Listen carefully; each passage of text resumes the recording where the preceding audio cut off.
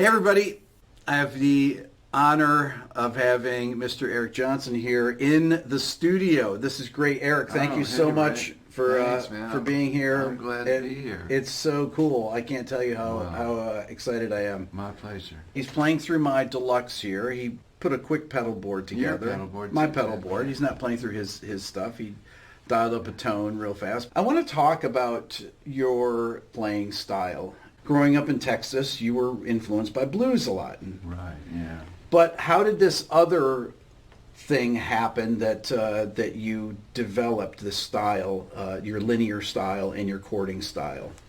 Well, I think that's a good question because I think when I started playing guitar, very quickly I got interested in learning blues guitar because I just thought the inflection of and the way people play blues is just a beautiful way to learn to play guitar. I mean, where it's just a matter of how you hit the note, how you pick the note, and how you learn to stretch the strings, and just the emotional feeling and content. As I got interested in other music, I always wanted to retain some of that technique within it.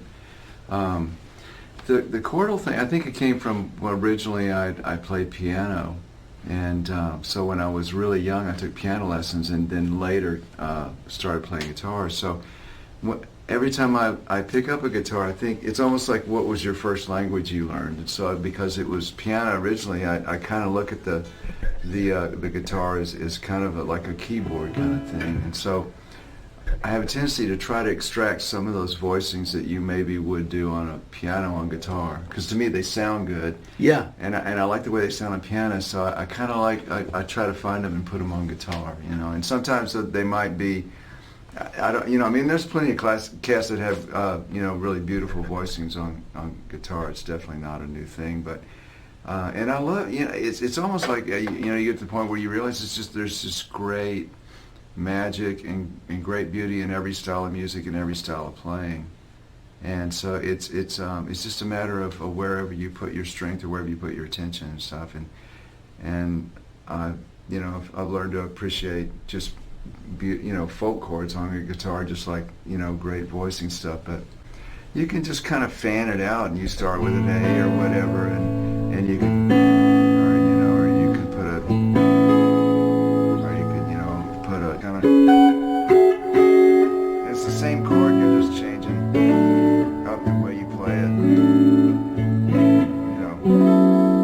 It's just kind of adding and fanning out the notes to just kind of embellish it, But you would also do this in your single note playing, where you'll play these different progressions and things like that. And I think that just comes from like thinking about those chords, and how those chords fit. You just play.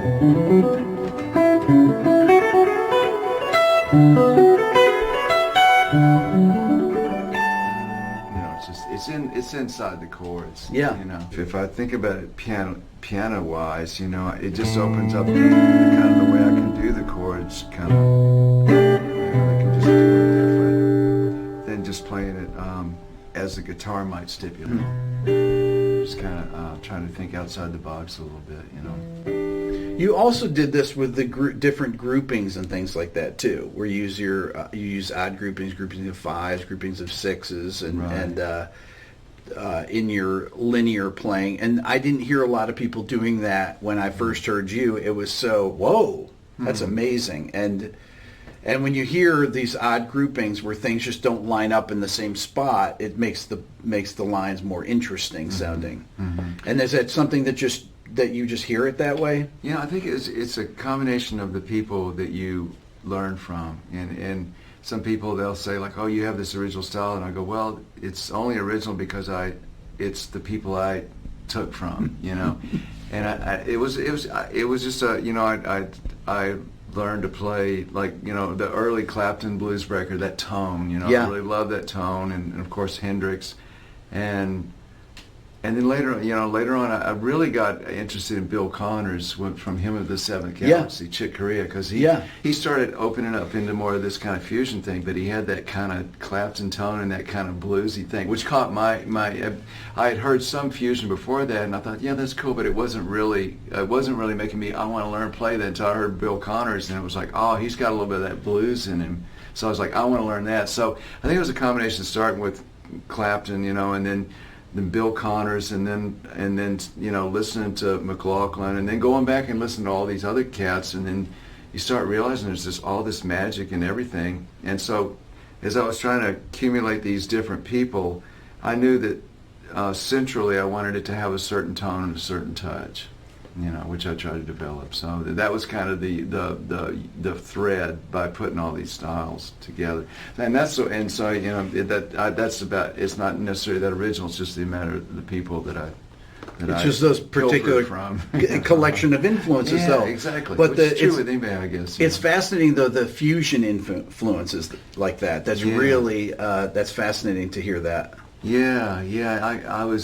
I think that kind of opened up my ear to almost like a little wider aperture on rock music, because like when John McLaughlin came out with Birds of Fire, and I'd go see John live, and it just the freedom, and it caught my ear because especially when originally he was playing like this SG through a Marshall stack, and he had this kind of like like a Clapton tone, but he was playing all these crazy licks. I thought this is really cool.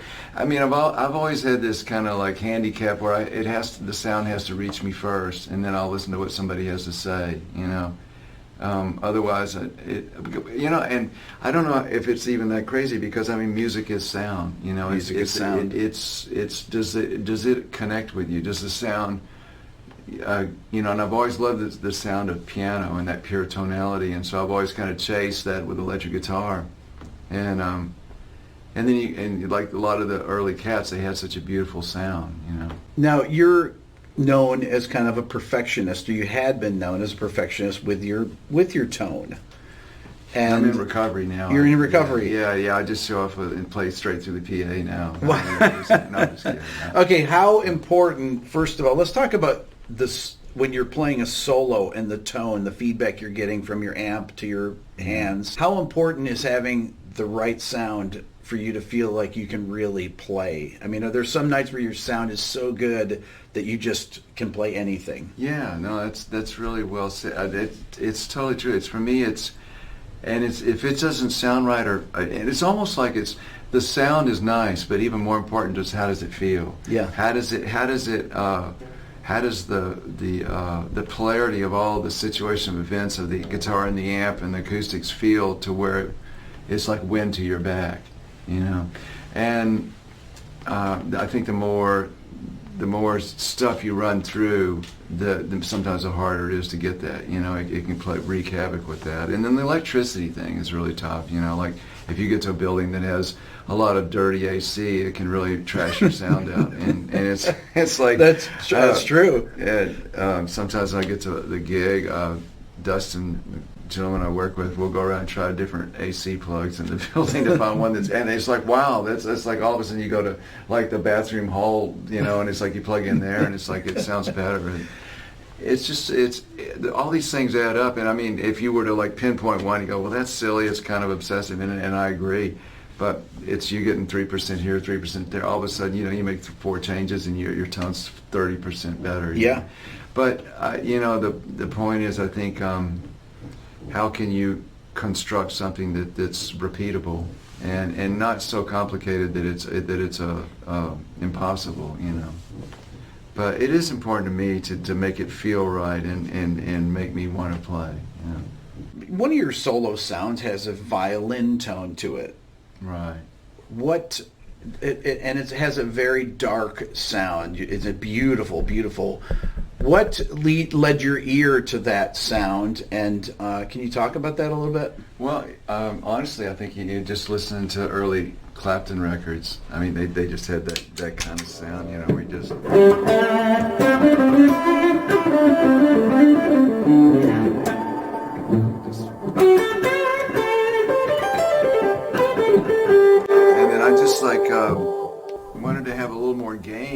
those records to add that fusion aspect, and like the more gain you add, the more ratty it gets sometimes. So I think I have a tendency to run a little. I wish I ran a little more treble in my lead, but the treble just gets so trashy sounding. Right. And I would love to have an amp that had like a ton of gain and real pure harmonics, and I could add treble and it would be pure sounding. That would be great. But I think I have a tendency to err on the side of less treble, and then sometimes if I get it more bassy sounding, then like in the studio or out of the mixing board live, we add certain frequencies that you can get away with that won't add the trash as much. But yeah, the trash that's hard to that when you hear that hashy sound like that, that gets fatiguing. Yeah. Probably to it's like when you're hearing it yourself with playing it, where you just So I try to get more of that kind of. But that's just a sound that I kind of like for a lead. But then there's an alternative sound that I'll use where like more of the Hendrix fuzz sound, which I like that too. But that's kind of a different approach. So and I never could decide which one I liked better. So I started using a multiple amp setup. One of them has more of the Hendrix tone with the fuzzy sound, and one has more of that smoother violin tone with. And how has your setup changed over the years? It really hasn't changed that much. I mean, I will just use different Fender amps for rhythm, and I'll use different amps for a dirty rhythm sound, and then I use different Marshalls for a lead tone. But it's kind of stayed. The concept stayed the same because I've never been able to find an amp that could do all the sounds that I wanted, which would really be great. Yeah. I'd love to just have one amp, but it's hard to do. Well, your rhythm tones and your lead tones are so different from one another that it requires you to have very different amplifiers really for that. Yeah. You play Fender style guitars. Mm-hmm. Sometimes you run into things where you get hum. Yeah. We were talking about this earlier. That does that ever drive you nuts? It doesn't bother me unless it gets ridiculous. I mean, I have played some gigs where the hum was louder than the note from the single coils, and I've ended up playing the night on a humbucking guitar. Mm-hmm. I've been trying to find some hum canceling pickups that sound more like single coils, which is tough to find. It's hard. So usually I'm kind of amazed at how much I've gotten to where I've just blocked it out. I guess it's like somebody that has to sleep next to a subway. They just get used to it and they go, I don't hear it anymore or something. But sometimes it's manageable, but every once in a while it can be a real problem. Yeah. So what in your career have you not done that you want to do? I really want to try to. I have some ideas for guitar playing and sound in my head that I really want to try to achieve, and I think sometimes I'm trying to fight a briar patch of how to get the guitar to have a certain sound so that it can help facilitate opening up some of these new places I want to go on guitar, style-wise and sound-wise. So I'm searching for that right now to try to come up with something where you really you feel a real push to try to be a little more unique and come up with something different. Because the guitar thing, it's been done, for 50, 60 years now, over and over and over. And there's so many beautiful players, and I think what really not just because it catches your eye, but it's an emotionally contributive thing to try to come up with something a little unique where you can I don't know, it kind of bathes yourself in this kind of psychic nutrition or something. You hear it. It's like when we first heard the great players we love. It's like going to see a great movie that has just a little different slant on it. It's like, wow, I just felt like I got a little wider. I just grew. I just lived two more lifetimes of experience from this thing, and to me that's such a worthwhile thing. So I'm searching for that, and it's going to require me to kind of become a little bit more less solidified, more liquid, and try to open up and kind of try to go somewhere you haven't been. Have you ever been on stage and you're playing and then you say to yourself, what year is this? Well, you don't know where you are. You don't know where you are, and you're so really lost. Where am I? And you're just playing. Just playing. Yeah, or you just kind of forget the moment. Yeah, those are awesome moments. I like that. Yeah. That's great. Yeah, I think the more, it's a really, you've got a really great sound when you forget about your gear and you're just playing. And if you get so into it that you're not even sure of where you are, you're just like, you become the instrument. That's really, I think, the ultimate place to be creatively. Where do you see the music business or the guitar, the role of guitar in society in the future? Since there's not a lot of guitar bands that are out in current bands, what are your feelings on that right now? I think it's become more of a household thing. Like if you go to the huge music stores, they're selling more guitars than ever. That's right. Which is kind of interesting because guitar's not quite as popular in the sense. But I think it's shifted into where just all households have guitar for fun. It's become like an appliance of the house or something. But then I guess as far as the centerpiece of pop music, it's not so much that anymore because I think a lot of it has to do with that somebody needs to come along to kind of break all the rule books, and do something different with it. But it happened with the saxophone too. The saxophone got less popular in the '60s compared to the '40s and '50s, and so I guess it follows the same way with the guitar. But I think it'll always have a lot of potential, and for people to look at it and come up with something unique. If for no other reason, there's only a few instruments that can play chords and single notes. Right. And guitar is one of them, piano, and so that puts it in a special place to where I think it has a potential to stick around for a long time and have great artists come and like reinvent the wheel. If you had to name one solo that you learned as a kid that changed your playing or was the most influential thing that you learned, what would it be? Wow.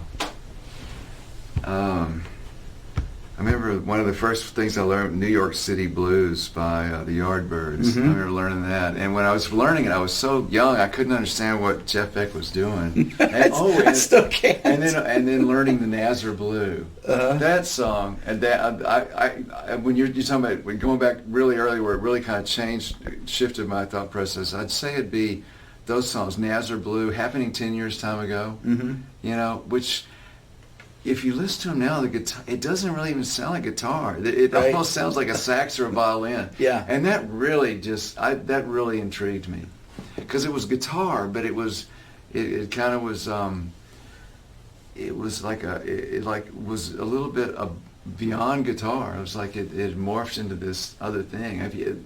That solo on happening 10 years time ago is so beautiful. The tone, that was like wow, and that got me into wanting to really look at it in a little more serious way. Are there other instrumentalists, players on other instruments that were really influential to you other than guitar? Any piano players, any sax players, any? Paul Desmond I loved his sound. And Bill Evans, piano player. Keith Jarrett, Joe Zawinul, Herbie Hancock. To me, he's like the modern day Mozart. Yeah. You listen to the chord voicings he comes up with, and there's nobody that does voicings like he did. And he played on the West records when he was really young. And Wes Montgomery, those listen to those cats. That I love that. Talk about Wes. He had such a great sound. So immediately anything he played was pleasing, but then his sense of soloing was just so.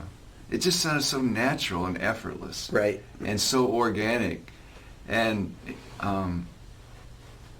it's interesting because it's like that people say, oh, well, this person knows a lot of theory and this person might not, but it's like, well, Wes knew a lot of theory, but he just didn't know it from a scholastic way. He knew it from the ear training. Yeah. And you can hear that in his playing. So I think as he developed it, it had a little different. It wasn't regimented to what he read in a book. It was inspired by what he knew from his ear, and that's really good that we have certain people like that, and he had just it just everything he played, just it was so natural, and just like he could play any time. He didn't have to like think about it. It's like it's like, oh, you want to record a record right now? Okay, just set up, we'll do it right now. I don't need to work, and it just had a real humanity to his playing.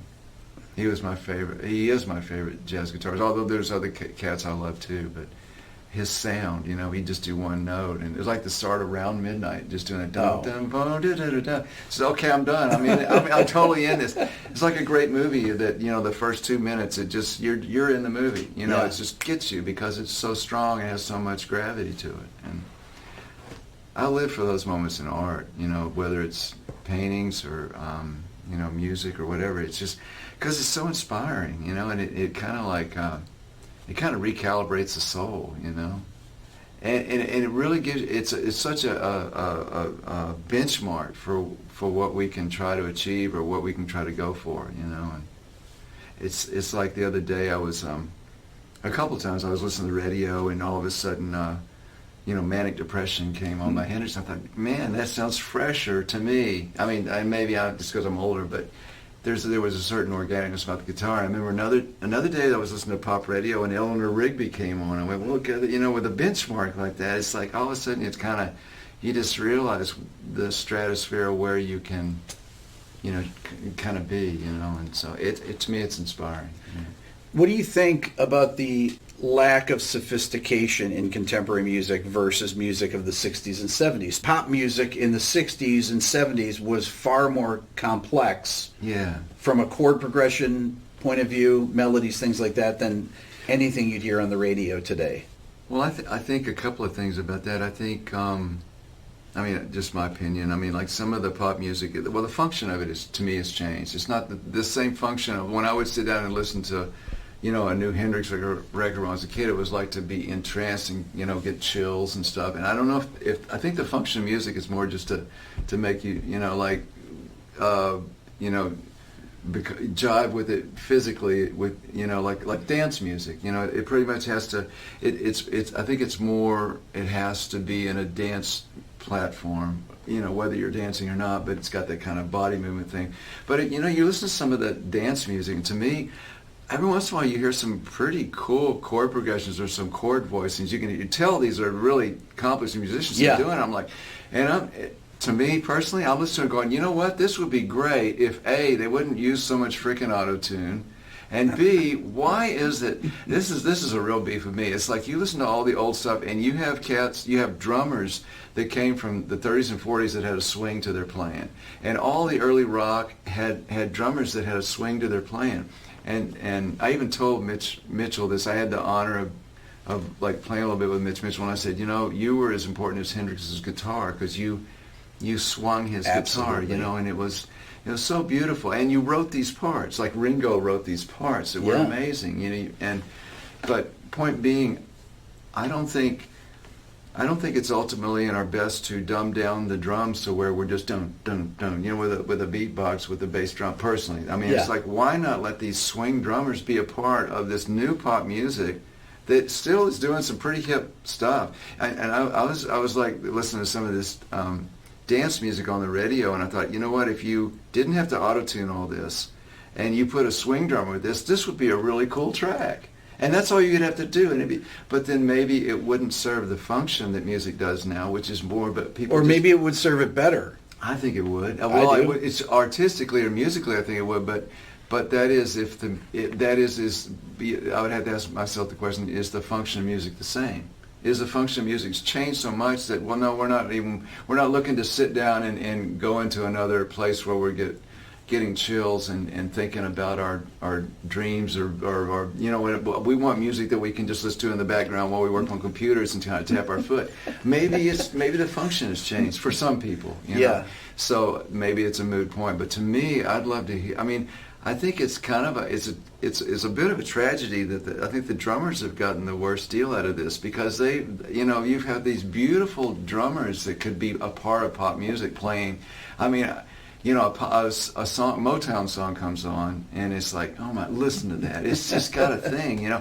And Absolutely. And if somebody wanted to argue with me about it, or to point a different point, I would say, well, then why is it so many kids love that stuff? Why is so much of that music instilled in modern day movies? Right. Obviously, there's some magic there. Yeah. That, you know, and as you go through life, you always have these moments that were too valuable to forget. You know, like when I started, I did an Avia Musicom tour, and I had to relearn a lot of that songs. And I went, you know what? There are certain things I did then that are too valuable for me not to do anymore. So bring that library book and put it into the present. You know, and there's some, as we find these jewels in the chapters of our lives, and we have to decide what's not that important and what is a jewel, and keep those for the, you know what I mean? And I think the jewel of the beautiful drummers from the 40s and 50s, that, you know, in the 60s, and the Hal Blaine stuff from the Wrecking Crew, that's too valuable a jewel to leave in the past in pop music.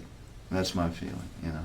You were just talking about going back and listening to some of your old records. Do you hear things that you say, oh man, why don't I play that? Incorporate Absolutely. that into your playing again.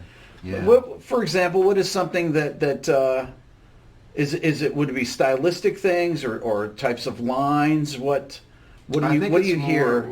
With me, it was more the sound I was getting, you know, and as I find, honestly, using newer speakers or newer tubes and a lot of the newer gear, it's going in a direction that isn't quite as easy for me to get the sound I used to get. So it becomes more of a challenge. But you do use a lot of, on your pedal board, I've seen it, you use a lot of old pedal stuff. None of the stuff is made anymore. No, it really, every month something gets quit making, where it's, you know, it's not. Do you hunt around and find extra ones that? Sometimes, yeah. You know, the tube thing is interesting. It's like for example, you know, the tube overdrive I use, it works great on a certain tube, but they don't make that tube anymore. Right. So it's really tough to keep that sound the same. And the tubes that I used to love to use in my Marshall amps, they don't make those anymore. So it's like, well, we make this now, and I was like, and you know, I mean, I could go, well, that's not good. It's like, well, maybe it is good in some other situation with another amp, but for the sound I'm going for, it isn't quite as good. So it's a little bit more of a chore to get it, but I think yeah, just some of the sounds, that was the main thing that I and I think just the not thinking about playing when you're playing, you know, do as much thinking and practicing as you can when you're practicing, but when you start playing, don't bring that into the arena, don't think about it as much, you know. And so that was I think that I've learned a little bit more about music, and interestingly now that's good. It's helped me in my writing, but it also makes me more aware of myself when I'm just playing. So there's two sides to everything, you know. You kind of have to check and balance what works and what doesn't. But I think in the past it was a little easier to get a certain sound that I wanted, and then I think I didn't have a clue what I was doing. So there was a certain reckless abandon to it, you know. And then now I know, oh, well, that's what you're doing now. So then there's a little bit more of a conservatism to it, you know. So that's all, you know, like trying to bust down the walls and just stay liquid, you know, just stay open-minded, stay, you know, I think you have to stay childlike about music, you know, because if, and I think this will be true probably when I leave this planet, but when I think about what are my favorite times in music, I don't think about necessarily the big gig or the you know, contracts or you know, the success. I think about the times when I first plugged into an amp and I went, God, that's, you know, that just being 15 years old and just going, God, this is fun, or being in a van and drive it all night to go play some gig for $30, because it's the simple, just that passion of just playing, you know, and that's the highest moments you remember. And you know, it's like when I meet people on the road and they, well, I don't play for for a living, or I'm not doing that good in my band, I said, man, that stuff doesn't matter, because if, okay, so maybe it doesn't, and someday you're going to get this huge deal, and you're going to have this, it's not going to give you anything that you don't have now, Right. because it's like, you might not have that, but you plug in that amp and you play, you go, God, this is elative, I love it, and that's what it's all about. And the more I stay in touch with that, I think the better music I can make, So that's to me, it's like going back and making sure you keep those jewels, and then see where, and then stay open-minded and see where it can take you somewhere fresh. If I said to you, Eric, what is your favorite guitar solo that you played on a record? What is it? Wow, I don't. What would that be? I don't even know. What would it be? What is your favorite guitar sound? How's that? Favorite guitar On sound? a particular song. I like the sound on Trademark, the ending solo to Trademark. Mm-hmm. And I remember when we were mixing that, the engineer was like, you can't do that. It's too big. It's over. It's like, yeah, but I wanted like a big cello riding over, and they had EQ'd it where it was real thin. I was like, no. And so Richard Mullen, the guy I'd worked with for all these years, he came in and re-EQ'd it the way I wanted, and the guy that was working on the radio was like, I don't know, but it worked, But I like that sound, yeah. When you go into the control room to listen, how involved are you on mixing, on your guitar sound, all those things? Pretty involved. Very involved, yeah. right? Because I have to kind of produce my guitar thing, And, Would you say you spend as much time here getting your sound in the room as you do in the control room also? I'm always messing with my sound, trying to get it to work better for me. But when I'm in the studio, I don't spend as much time on my guitar sound, only because I know what amps work, I know where the mic works, and I know how to EQ it in the control room. It's become out of a process of when I used to spend a crazy amount of time. I learned kind of what works for me. Okay, so what does work? How do you mic a guitar? What do you typically use on your guitar amp? Well, what usually works for me is I'll use, it depends. If I'm doing a clean tone, I'll probably use like some really nice condenser mics that are like half on the cone and half on the dust cover. Yep. I'll run them through a couple of APIs usually, and I'll usually try to take a little 2.8 or 3K out, because Fender amps always have this peakiness. If you try to dial it out of the amp, you lose the energy of the amp. That's right. But if you go in the studio, you can kind of just like notch surgically it a little bit more. Yeah. And then I might replace it with an 8 or 9 or 10K just to give it a little sheen on the top, or make up for whatever wiring lost end I have from. And then I'll run it through like a compressor, a little bit, just to compress it a little bit. Sometimes I'll add 100 cycles if it's on the bridge pickup and it's a little thin. And then I put it in stereo. And usually don't use the stereo the reverb on the amp. I'll use 2 amps that way, and then I'll use like a stereo reverb.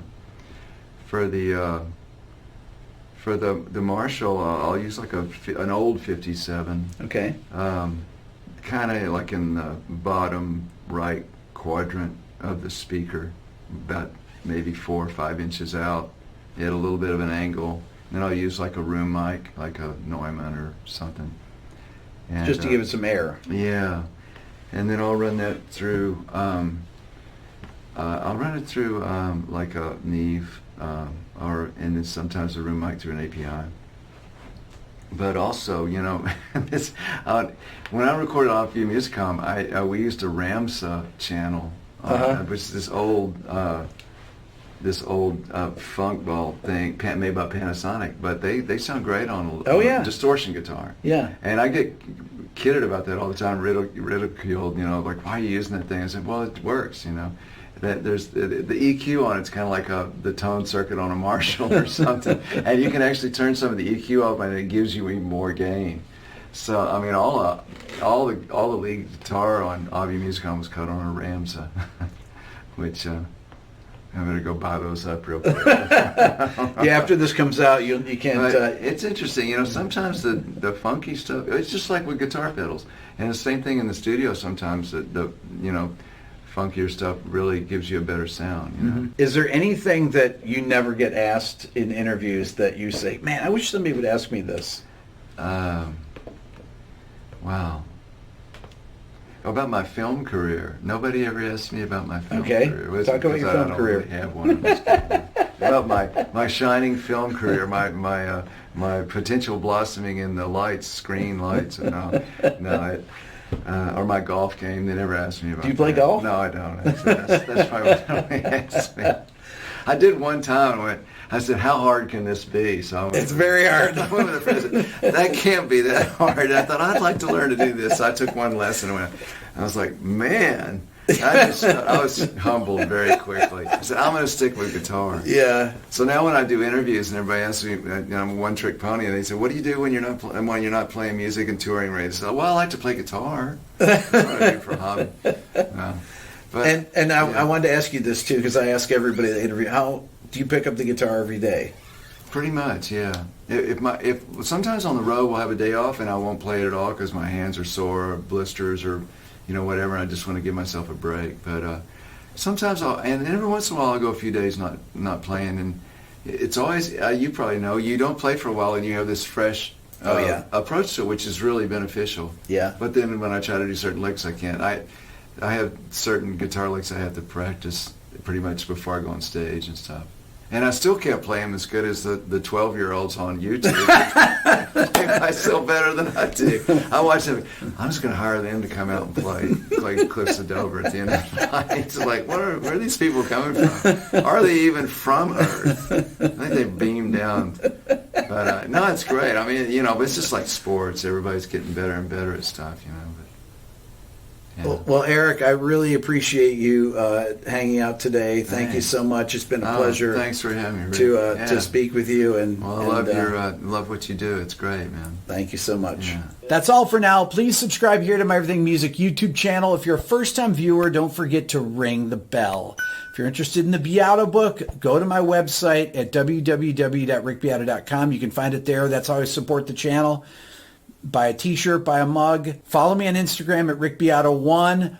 The new Beato ear training program is out. Go to beatoeartraining.com and check out the introduction video. And don't forget, if you want to support the channel even more, think about becoming a member of the Beato Club.